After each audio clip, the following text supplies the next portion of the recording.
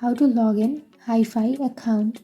So if you want to log into your hi5 account, then first of all open up your hi5 application, and after opening, now if you already have an account, then you can go for a login. But if you don't have an account, then you can go for continue with Google, or you can go for other options. So to login, simply tap on that login, and then you need to enter your email address and your password.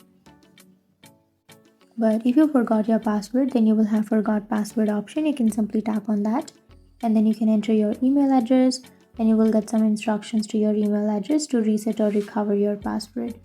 But you can also log in using your Google or your Facebook. So I'll be entering my email address and my password.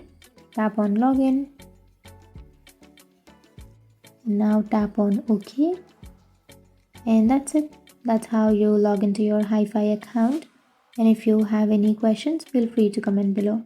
Thanks for watching.